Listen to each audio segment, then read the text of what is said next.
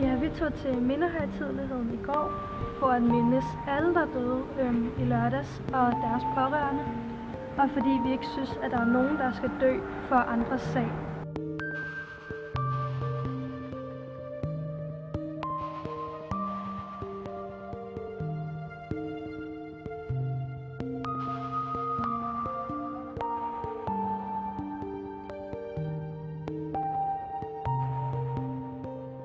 Lad os holde en minuts stillhed i deres ære.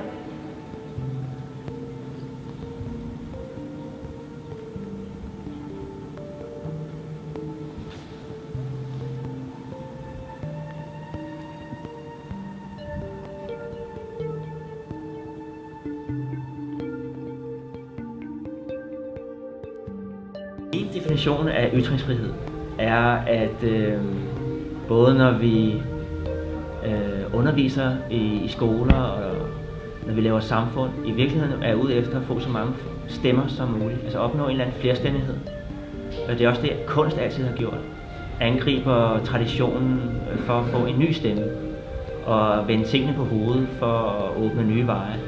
Og det er jo nok det, som Vesten opfatter er vigtigt, når vi laver satire og når vi laver karikaturer.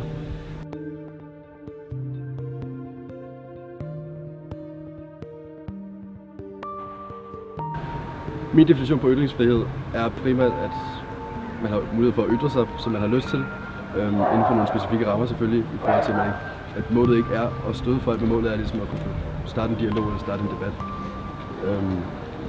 Og for at være helt ærlig, så føler jeg, at ytringsfrihed i dag er blevet mere til ytringspligt.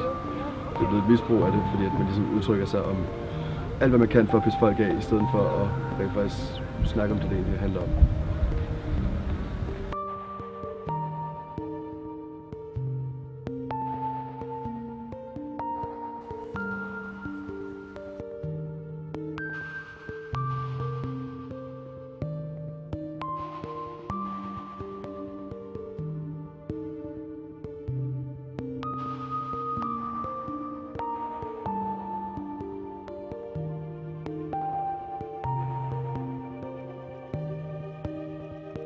Vi synes, det er rigtig vigtigt med ytringsfrihed, og man kan jo se gennem historien, at det har været et vigtigt grundlag for, at der kunne ske mange store forandringer.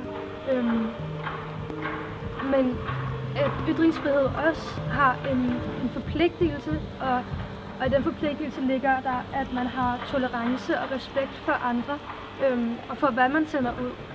Og det synes jeg er rigtig vigtigt, at ytringsfrihed ikke bliver sådan en megafon, hvor man bare råber, hvad man har lyst til i hovedet på andre, uden respekt for modtagerne. Det synes jeg er rigtig vigtigt.